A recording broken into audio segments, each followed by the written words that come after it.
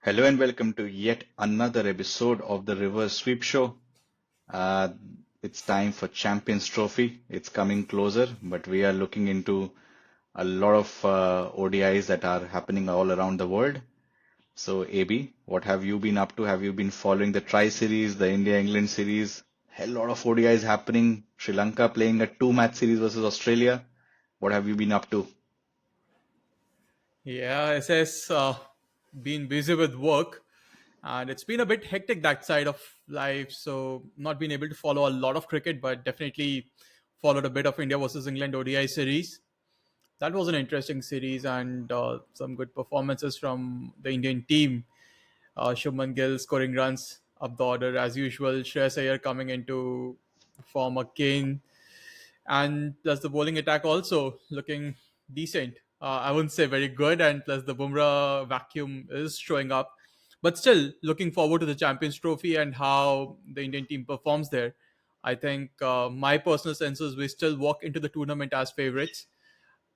Bumrah missing out will be a big hit, but still, how Rohit Sharma is playing at the top of the order, it feels like we are back in 2023. Hopefully, we have a good finish to the tournament this time around.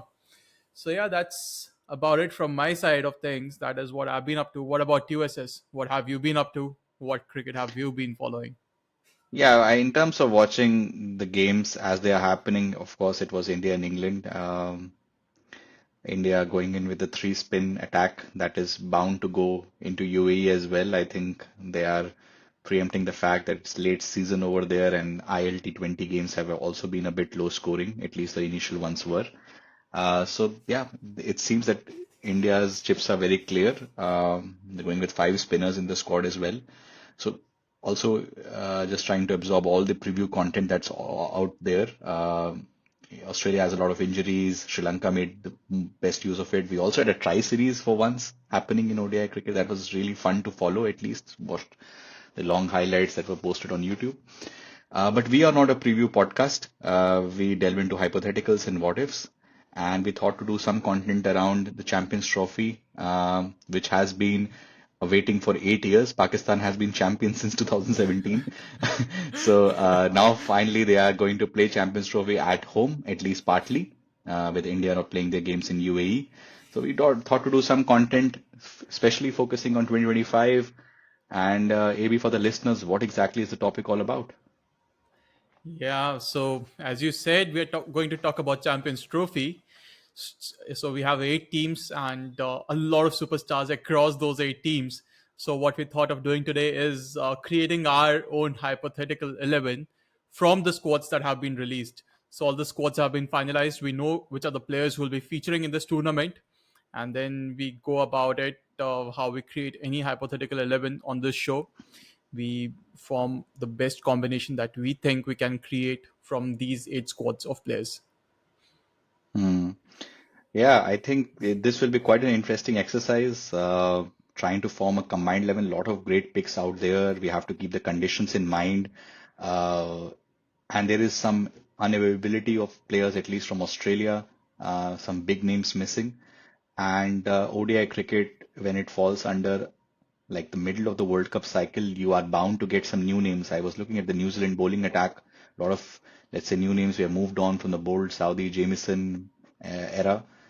Even Matt Henry wasn't playing in the final of the Tri Series. So I think this will be quite an interesting exercise. I will expect some surprises in our teams as well, which will be a testament that the times are changing. New players are going to come to the fore. Some old favorites might miss in our teams as well, but some might make the cut. So really interested in how your team is looking like. And so let's start straight away. AB, I will pass to you to make your picks for the openers. And yeah, do let us know how your thinking was around it. Yeah. When I look at the opening slot, I want to be able to maximize on the fielding restrictions out there. And given how limited overs cricket has evolved, I want absolute firepower at the top. So I was evaluating a lot of different players, but I go with Rohit Sharma at top as my first opener, given how the kind of starts that he gave us in the 23 World Cup, and also saw him coming into his own in one of the ODIs versus England and scoring that quick fire century. So I'm hopeful about Rohit Sharma and his performance in the tournament after a lackluster test season for him. I really hope that he performs well in this Champions Trophy. So he is one of my openers who I want that he gives a very good start, a quick start to the team. Then for the second opener, of course, one of the biggest contenders for that spot was Shubman Gill. I think he's tailor made for ODIs, and the kind of performances that he has been giving out time and again, he makes a strong case. But then I also was evaluating a few other players, and I went the English way. I went towards Phil Salt because I want to have firepower from both the ends at the opening slot, and I want only one anchor in my entire team, entire batting order. So I'll talk about him in the next positions. But then my opening slots are Rohit Sharma and Phil Salt, and Shubman Gill misses out. What about you, SS? Who are your openers? That's a big call, getting Rohit in and not Gill. But yeah, I value the reasons.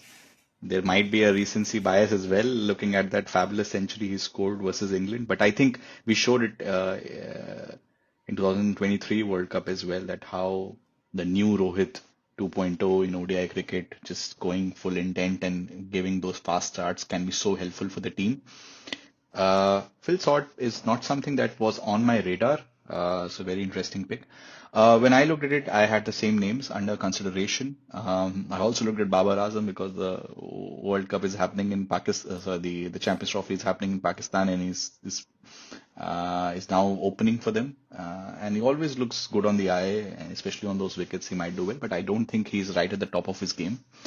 So I am going with Shubman Gill just because of what he achieved in 2023. That was amazing. We talked about in the hot takes as well. He nearly broke Sachin's aggregate runs in a calendar year in ODI cricket record, and he looked really good in the England series as well. And I think he's going to be the only contender for 10,000 runs the way he's going right now.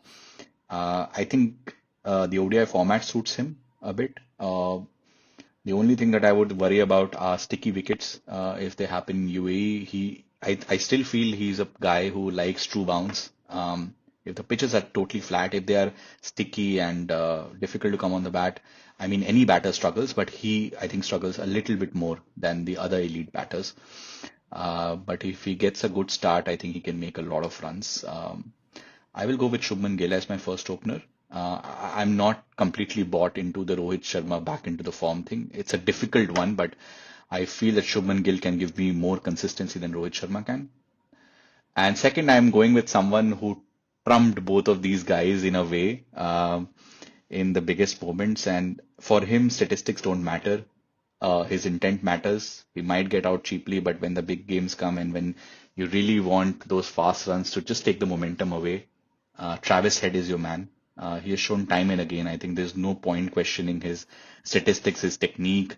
Uh, the pitches are not going to be seam friendly, most likely.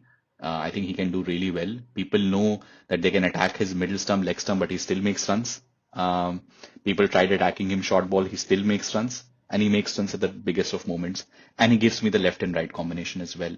And I think Travis Head will open, I feel, with Matthew Short for Australia. So I'm going to pick him as my opener alongside Shubman Gill. And I think I'm quite happy with my opening picks. That's an interesting pick, SS. Shubman Gill, I could anticipate that you'll pick him. I mean, he's a very strong contender for that opening slot. Travis Head is, I feel, a bit of an experiment, but I'm pretty sure, given how he plays, he'll add value to any particular position that he plays in. So, And I think if good Australia pick. has to do well, Travis Head has to do well because they are lacking a bit in the bowling, and even the middle order looks a bit flimsy. They have got a couple of anchors on their side, Labuschagne and Smith. So I think Head, I expect a big tournament. So yeah, those were my openers. Let's come to the middle order, 3, 4, 5. I mean, we will have a gamut of options, AB. What are those options and who were your finalized 3, 4, 5 then? Yeah, absolutely. As you rightly put, so many options to pick in those slots. Talking first about number three, the options that I was considering are Virat Kohli, Joe Root, and Kane Williamson.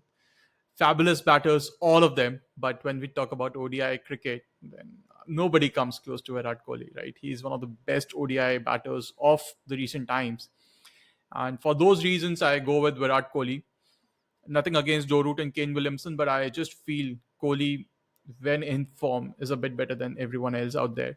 And plus, he gives me that anchor position at number three. He can anchor the innings, can uh, perfectly set up a chase if required, can help set up a big score, and other batters can really bat around him. And as I told you, I want to have absolute firepower, and everyone bats around Kohli then. So Virat Kohli is my number three, and Joe Root and Kane Williamson, they miss out. Number four, the options for me were Harry Brook, Tristan Stubbs, and Travis Head, and I go with Travis Head at number four for pretty much the similar reasons as you talked about. You don't care about statistics, you don't care about the form when you talk about Travis Head because he's a big match player. He has that knack of performing at the biggest stage and has the knack of winning your games. So I definitely want to have Travis Head, and I want to pick him at number four with Harry Brook and Tristan Stubbs missing out. And again, like Harry Brook and Tristan Stubbs, I would have been very happy to have them in my team as well. But because we are spoiled for choice, I go with Travis Head. Number five, again, a lot of options that I was considering. Some of the players were Joss Butler, David Miller, Mohammad Rizwan, with the kind of form that he has shown and the ability in setting up chases in the recent matches, and then Heinrich Klaassen. And out of all of them, I was pretty much split between Joss Butler and Heinrich Klaassen. Joss Butler has to be one of the best English limited overs cricketer in the recent times, and very hard to leave him out. But I feel Heinrich Klaassen, with the kind of form that he is in, with the kind of ability that he has, is an X factor in my team. So I go with Heinrich Klaassen over Joss Butler, David Miller, and Rizwan. So those are my numbers three, four, and five. What about you, SS? What's your middle order? I think some really interesting picks. Travis said in middle order in Asian conditions, I'm not sure against spin, but I believe that the value he brings, and you can always bring him top of the order as well. So I think I am firmly in the Travis head camp. Kohli, I think no debate over there as well. Klaassen is a very interesting pick, but he made a lot of runs in the recent ODIs as well. I think he had stellar outing against New Zealand as well as in Pakistan. So yeah, really good picks. On my side, number three is also Virat Kohli. I mean, this is the format in which he has always thrived. He is like arguably the greatest ever in ODI format. If he plays long enough, there is no issue with his strike rate. And with enough firepower in this team around him, he doesn't need to worry about that. I think he paces ODIs like as a number three, like no other in history has ever done. So, and he showed in the recent game as well when he made a 54, I think, or 56 or something. I think he was looking good. And he always looks good. He doesn't look out of form in ODIs ever. In 2023 World Cup, he was amazing as well. So, I don't have any qualms of not picking Virat. I think not picking him would be something of a big surprise for anyone. So it's not only a safe pick, but also a valid pick, I think, Virat Kohli at three. Four, I was split. I was thinking of Mohammad Rizwan at four as well. I think some recency bias also creeping, but I like him as a batter. I think in all format, I think he's right now the best Pakistan batter. Stupendous big partnership against South Africa, 131. That was his highest score ever. I was looking at his overall record now. His average now is 42 as well. So the strike rate is around 88 because I think he could be a bit better there, but brings wicket keeping ability as well, leadership as well. So it's really good. You talked about Brook, but I haven't seen a lot of him in Asian conditions. So I went with Shreyas Iyer actually. He had an amazing World Cup. He has an excellent domestic season. I think there have been talks that now he's getting better on the short pitch bowling as well, even though that might not be such of a trouble in UAE. He has an average of 48 in one day cricket and a strike rate of above 100 now. He had an amazing World Cup, as I already mentioned. I think he's in form. Uh, and he bashes spin as well. I think he's a really good batter against spin. Comes down the track, hits those long sixes, rotates the strike well. In these conditions, I think Shreyas Iyer will be really good. So, an India heavy middle order for me till now, 3, 4.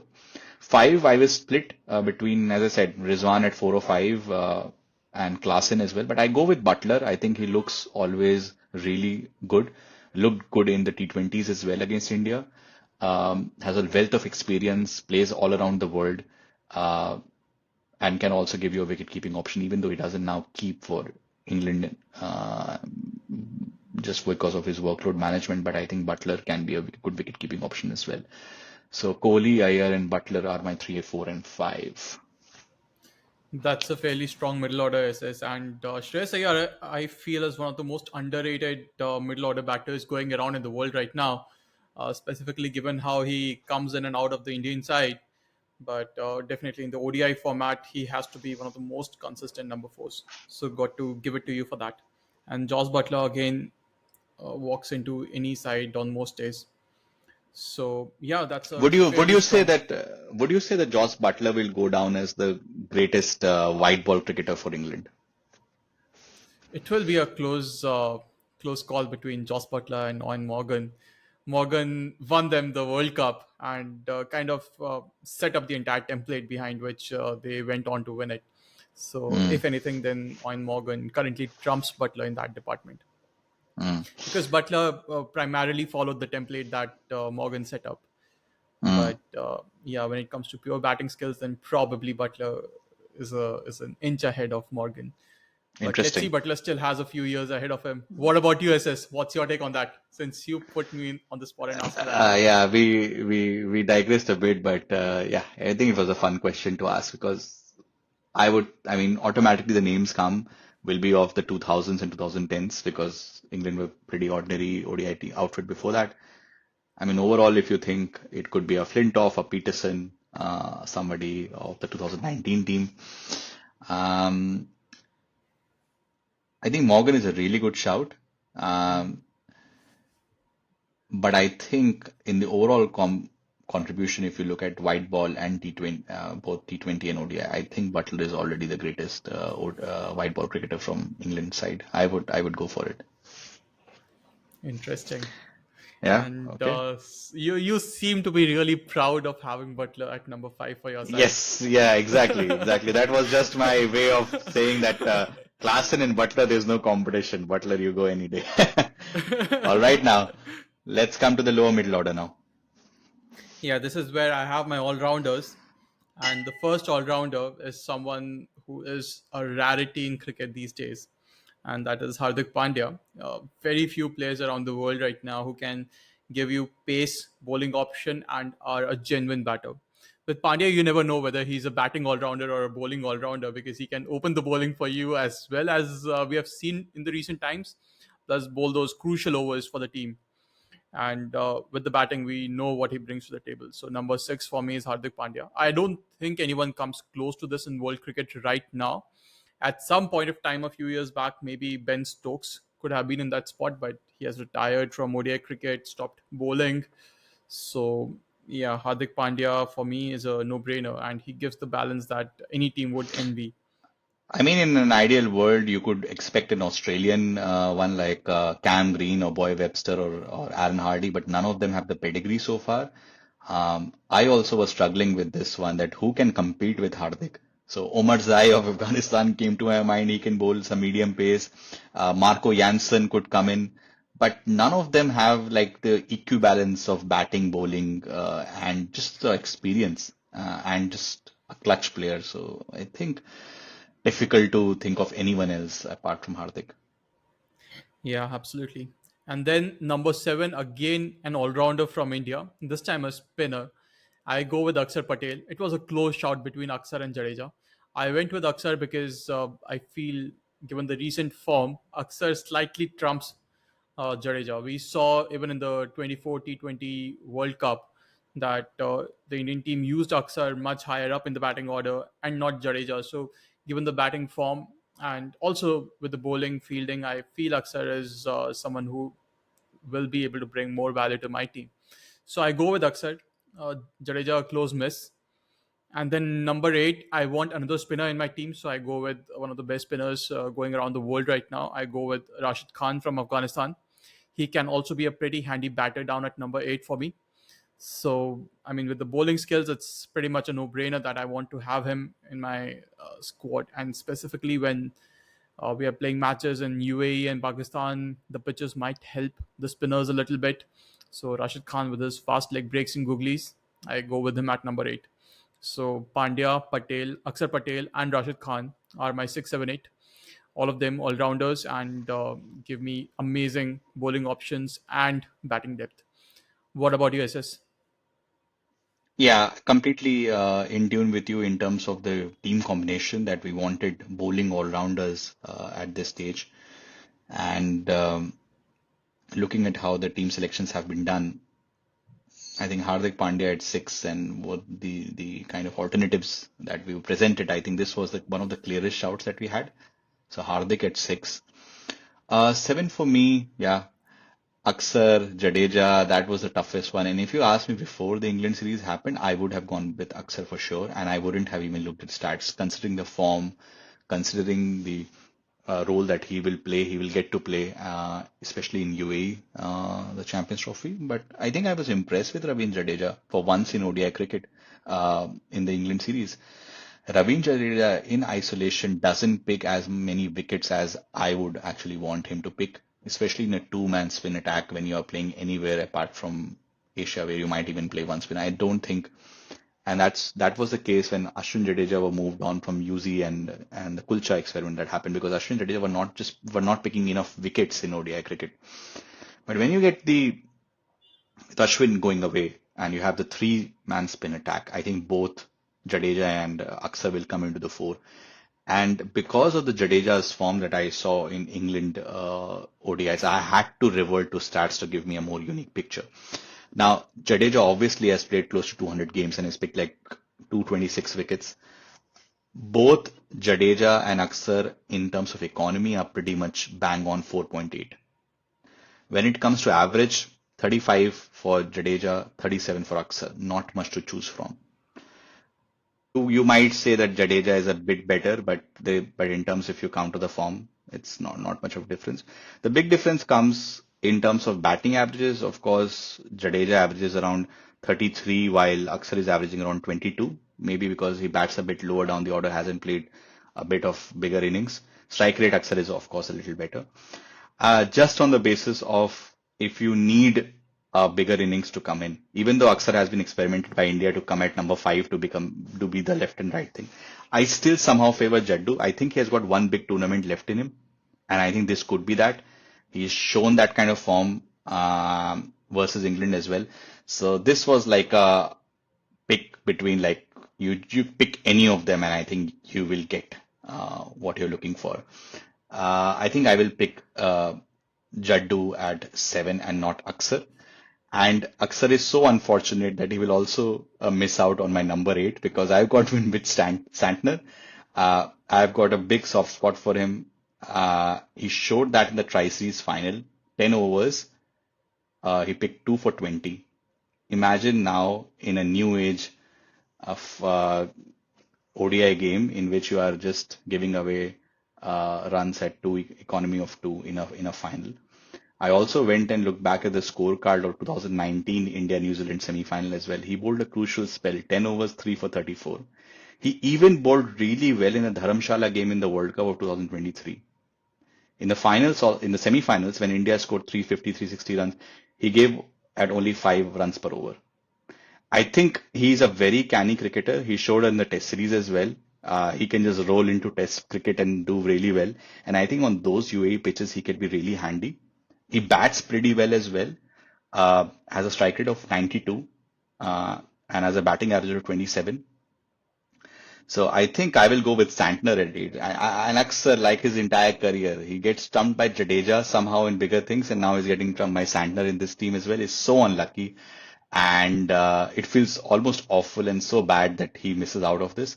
But unfortunately, he does. So 6 for me is Pandya, 7 Jadeja, and 8 Santner. Fair enough, SS. You gave your reasons for picking Jadeja over Aksar Patel. But I feel that is one of the most like-to-like comparisons that you have in world cricket going around right now. Akshar Patel and Ravindra Jadeja, and specifically with Jadeja also learning how to swing the sword celebration that Yeah. Jadeja has, so it has become even more like-to-like. Mitch Santner, I got to give it to you. That's an interesting pick because Santner is someone who always performs well. We have seen that time and again, and for all the matches that you mentioned, I think he's a good pick. Depends majorly on the team combination that you're going for. But I don't think picking Santner is ever a bad decision. So good picks there. Now coming to my pace bowlers. So I go with two spinners and three pacers in my team. The first pacer that I wanted is someone who can open the bowling for me, can swing the ball, can bowl fast, and can also give me that variety. So I go with Mitch Stark. He's, as we keep discussing, an absolute phenom in the white ball format. So hard to look past Mitch Stark. The options that I had were Shaheen Shah, Freedy, and Naseem Shah. Both of them amazing bowlers from Pakistan would be playing in their home conditions. But I feel Mitch Stark just has that extra experience and that pedigree in this format that Shaheen Shah and Naseem Shah miss out on. And plus, Naseem Shah also misses out because he's a righty, and the other two pace bowlers that I have are also right arm pace bowlers. So Mitch Stark is my first pace bowling option. The second one that I have in my team is someone who has been a Mr. Dependable for South Africa, performs well across formats, whether it be T20Is or Test cricket or ODIs. He's one of the best all format bowlers going around in the world right now, and that is Kahiso Rabada, and can also be a pretty handy batter, as we saw the finish that he gave South Africa in that Test match against Pakistan. So uh, he is number 10 for me. And number 11 for me, I want a middle over enforcer, someone who bowls express pace. I had two options that I was looking at, and a third one that missed out very closely. The two options were Mark Wood, Harris Rauf, and the third one who missed out was Jofra Archer. I still feel Archer is not at his prime right now after the injury. And I was considering between Mark Wood and Harris Rauf, and I went ahead with Mark Wood. I just feel Harris Shroff had that huge peak during the 22 World Cup, 23, but after that he has tapered down a little. Has had some impactful performances here and there, but I still go ahead with Mark Wood. I think that's also a bit of personal bias that comes in. So that's my numbers 9, 10, 11: Mid Stark, Kahiso Rabada, and Mark Wood. What about you, SS? Really interesting picks. I think this is where we differ in terms of how we look at team combination as well, because you have gone with three fast bowlers, and but they've got good variety. You've got a fast bowling enforcer, you've got a lefty and a righty as well, experience all around the world. So those are really good picks. Uh, I have gone with a third spinner because I do feel that what India is doing in the UAE conditions, I think also in Pakistan, I think that could work a lot. You can play three spinners there. So you already picked him, and I'm going to pick him at number nine, just elongates my batting as well. Rashid Khan, amazing statistics. I know he has bowled a lot against the so-called associate countries as well, but still uh, close to 200 wickets, I think, and has an average below 20. He's just amazing. An economy of 4.5 or 4.2. So you can't look past him, and he can always give you good runs if you want an acceleration at the end. So Rashid Khan at number nine. So that means that I'm going only with two pacers.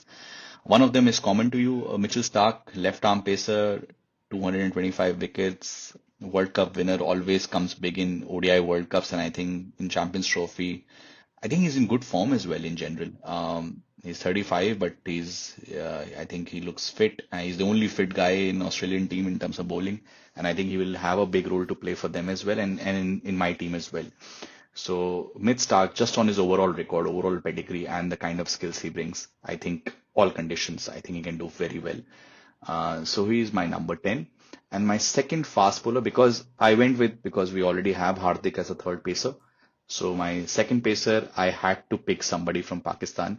Shaheen Shah, Afridi, Stark. I be clear that I would want to pick Stark. Go with Naseem Shah. He hasn't played a lot of games actually in ODI cricket, around 25 games or something.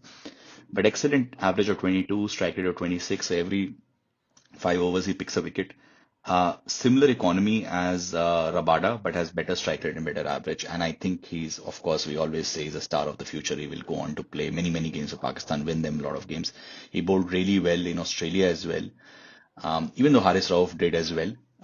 But I think Naseeb Shah, first big event happening in home country, I think he's going to be a big guy to on which Pakistan will bet. And he can also make some quick runs as well. I saw in the final as well, he can play like 15, 20 runs. One of the big names that we both didn't talk about, but we should talk about because it's a legend great of ODI format, in fact, of cricket in itself, Mohammad Shami. For me, the only thing was that we don't know how fit he is. The more he bowls, he will Absolutely. get better. By the time, if this tournament was happening maybe in April or May, and he would have had two more series, he would be just walking. He is just incredible. One day World Cup record, an average of 13, has picked up 50 plus wickets there. Just can't deny him. So thought to just mention him, but he just doesn't make my team just because of the reason that I don't think he's like 100% there. Yeah, absolutely. That was the exact reason why I skipped Mohammad Shami as well. In fact, in one of my earlier versions of the team, he was my first pacer ahead of Kahiso Rabada. But for very much the reasons that you mentioned, he misses out in my team as well. But an interesting fact is, I was just reading and it kind of blew my mind up. In the last decade or so, Mohammad Shami has just missed one ICC tournament for India, which was the 24 World Cup, and that is the one tournament that we won. That's just crazy. That's just crazy. Are we suggesting that India, being the favorites, will not win Champions Trophy? Maybe, maybe not. But we'll see. But okay, we got our 11s out. Let's talk about our 12th man, our wicket keeper, as well as our coach. Yeah, so for me, the 12th man is Naseem Shah, a class bowler, as you mentioned and described. And I always like to have backups for my pace bowlers just in case one of them gets injured, and you need to have a backup for them. So Naseem Shah is my 12th man. My wicket keeper, so I have a few options. I have Klassen, I have Phil Salt. I can have either of them a keep for me. I mean, honestly, both of them are good keepers, good enough keepers. So, I mean, for starters, I can go with Klassen because Phil Salt can open the batting. So, just workload management wise, Klassen can keep for me. And also, my captain and vice captain. Captain is Rohit Sharma. I like the template that he set for the Indian team and actually made Indian squad one of the best in ODIs in the recent times. So, I have that bias and go with Rohit Sharma as my captain. Vice captain, I was looking at a few other players who have that leadership quality in them. Virat Kohli passed his captaincy days, so not going there. I have Travis Head as one option. I have Hardik Pandya as another option. Joss Butler as another option, and Rashid Khan as another option. Initially, okay, so Joss Butler is actually not in my team, so he's not an option. But Travis Head is one of the good options that I have, and I feel Travis Head can be an X factor for any team. So I want to have more of leadership qualities coming in from Travis Head, and so I go with Travis Head as my vice captain. And for coach, I go with the English coach, Brendan McCullum. I am very fond of the brand of cricket that he plays, and that's the brand of, or rather, coaches, and that's the brand that I want to have this team go with. So, McCullum as my coach. What about you, SS? Your 12th man, wicketkeeper, captain, vice captain, and coach. I could sense the jealousy and the envy you had that I picked Joss Butler and you just squeezed him Trying to like sneak him in quite. That as was, my vice captain. yeah, that was quite subtle. So for me, the wicket keeper, I only have Joss Butler in my team that can keep, even though he doesn't keep for England. But I think in this short format, he can. It's like 5 games, so I think he can do the wicket keeping. Captain, I looked at a couple of options, but I'm going with Santner. My all eggs are in Santner basket now. If he doesn't do well, he will not only go out, but then uh, he will need to give his captaincy to my vice captain, who is Shubman Gill. I think he has got leadership qualities. He's done that at IPL level as well now. So, and he's being groomed as well. So, those are my captain, vice captain, wicketkeeper. My 12th man is going to be Heinrich Klaasen. I am not worried about my three fast bowlers because I count Hardik as one. And I think, yeah, if Butler doesn't want to keep, then Klaasen can come in. Could be a replacement as well.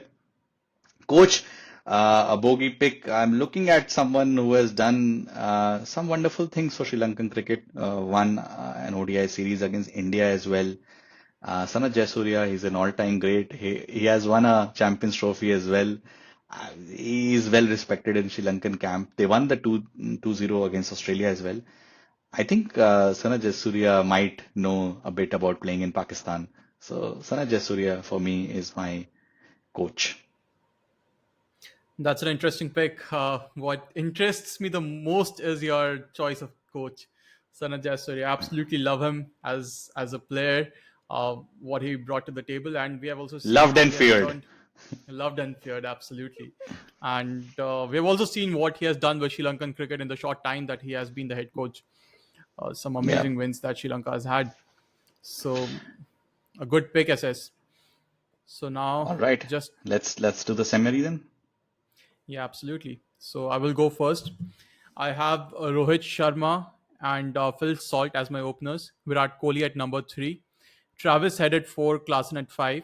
Then I have my all-rounders: Hardik Pandya, Akshar Patel, and Rashid Khan. Then I have my pace bowlers: Mitch Stark. I have Kahiso Rabada at 10 and Mark Wood at 11. My captain is Rohit Sharma. The vice captain is Travis Head.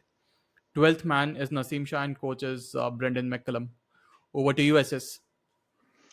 Shubman Gill and Travis Head open for me, with Gill also being my vice captain. Virat Kohli at three, Shreyas Iyer at four, Joss Butler at five, also my wicketkeeper. Hardik Pandya at six, Ravindra Jadeja at seven. Very bogey pick of Mitchell Santer as the captain and my second left arm spinner at number eight. Sorry, Aksar. Rashid Khan at nine, Mitchell Stark at 10, and Naseem Shah at 11. Heinrich Klaassen as my 12th man, and coach is the Sri Lankan great Sanat Jayasuriya. So there you have it, guys. Those were our combined 11 from all the squads that are out for Champions Trophy 2025. We will be back with some more Champions Trophy content, I'm pretty sure, as the tournament kicks off later this week. And I'm sure we will also be back with the mini pod, the hot takes one, in which we continue to go in deeper into the ODI records. So now we are also publishing our episodes on YouTube alongside Spotify and Apple Podcasts. So do check us out there and give us your feedback. And then we see you next week. Till then, take care and enjoy cricket.